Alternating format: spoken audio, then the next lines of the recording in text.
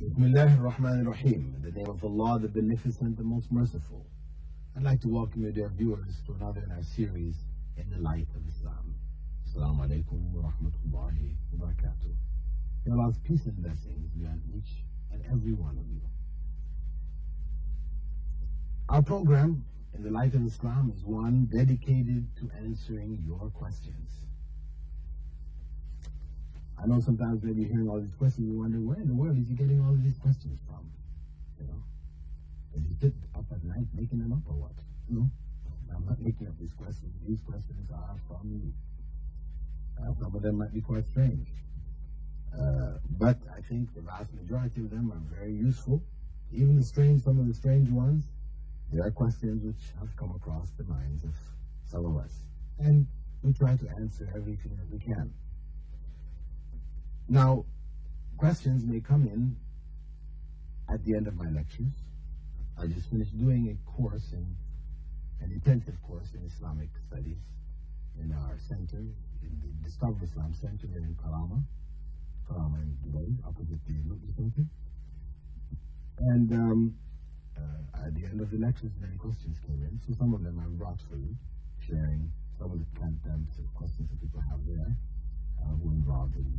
They're working people like yourselves and housewives, etc. We're quite interested in some aspects of Islam. So we've brought some of those questions along with us, along with letters which have been written in, faxes which have been sent, emails which have been posted, from whatever source it comes, sometimes over the telephone, messages left on in my office. We try to bring all of the questions back to you. Anyway, our first question, one from one of the lectures.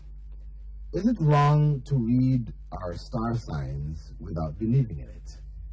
The horoscope, the astrological signs. Is it wrong to read them without believing in it? This question was raised because of the fact that I quoted a statement of Prophet Muhammad, may God's peace and blessing be upon him. Whoever goes to a fortune teller,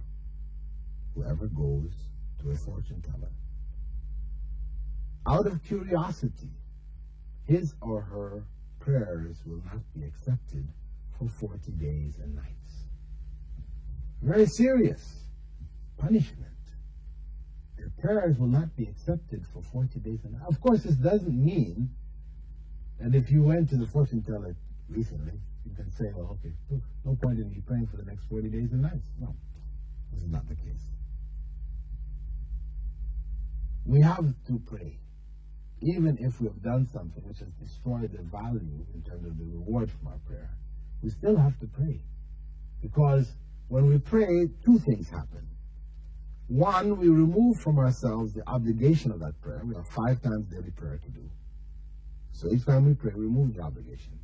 Now, depending on our level of khushu', our level of humility, submission, concentration, God consciousness, focus, etc., depending on that, the level that we have of that, this will determine the degree of reward we get from that prayer.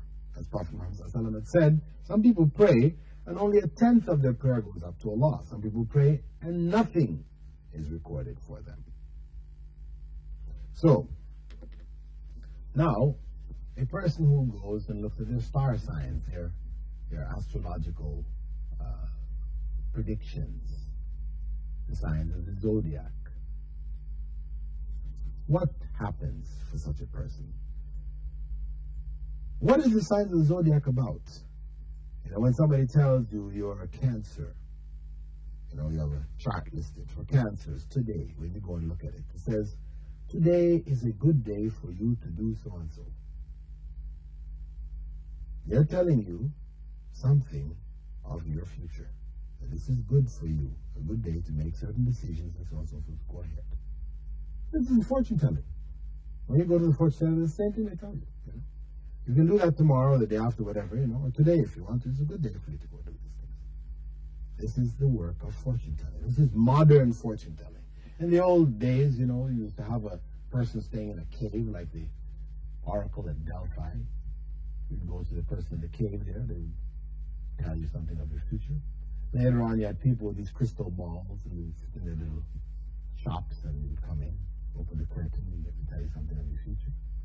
Read your palms, read tea leaves, variety of different wrinkles on your head, lines on your hands, all kinds of things, knots on your foot. Well, they use this supposedly to tell you what your future is going to be. And the more modern way is just to put it in a newspaper. So when you go to the newspaper and you go and look at your sign there, you're in fact going to a fortune teller. And if a person does that, as Prophet ﷺ said, without believing, just does it out of curiosity, then their prayer, the reward of their prayer is destroyed for 40 days and nights. That's very severe. Furthermore, if they actually believe in this, then they have disbelieved in Islam, Prophet ﷺ said. They have disbelieved. It is an act of disbelief, kufr. So, you have to be very careful to avoid dealing with fortune tellers. The second question that we have, which is also related to fortune tellers, is, dear Dr. Bilal, does the disbelief of going to a fortune teller take one outside of Islam if one believes in what is said? Meaning, when a person in ignorance or whatever, they've gone to a fortune teller, they're believing in the fortune teller. Now, Prophet ﷺ said one who goes to a fortune teller believing in him has disbelieved. So I said, okay, does that mean this person becomes a disbeliever? No. They don't become a disbeliever in the complete sense unless they actually renounce their faith. Because to become a Muslim, one has to choose faith over disbelief. So similarly, to become a disbeliever in the full sense, one has to choose disbelief over faith. So a person who may do an act, that act may be classified as an act of the disbelievers. But that doesn't mean that everyone who does an act of disbelief becomes a disbeliever. There's an act associated with the disbelievers. And if one were to actually believe in it in the full sense, in the sense that one rejects God and goes for this particular thing, then yes, it is complete disbelief. But if one believes in God, believes in the messenger, believes in all the things that are required, and does the righteous deeds, etc., but at the same time, they have some weakness and they do go to fortune tellers or whatever, these kind of acts are acts which may decrease one's faith, may attack one's faith, may undermine one's faith, but it doesn't make one a total disbeliever. Follow-up question. Dear Dr. Bilal Phillips, if a person has a dream of the Prophet, how will he know that the person before him is the Prophet? This is something of a dilemma for people who may see the Prophet in their dreams. Prophet ﷺ said, whoever sees me in a dream has seen me, because of Satan cannot take my form. Satan can come into our dreams, can take a variety of forms, can even claim to us, I am Allah.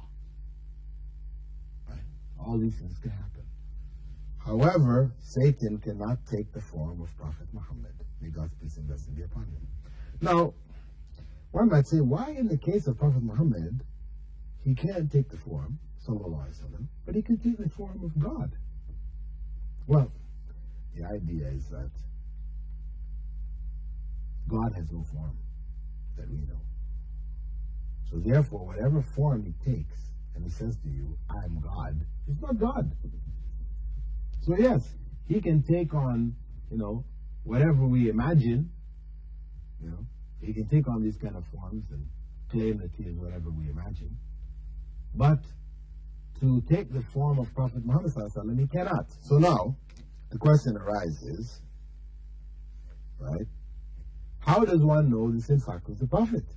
Because whenever people came to the companions of the Prophet, may God's peace and blessing be upon him, they told them, we saw Prophet Muhammad ﷺ in a dream. The companions used to ask them, what did he look like? And if they described him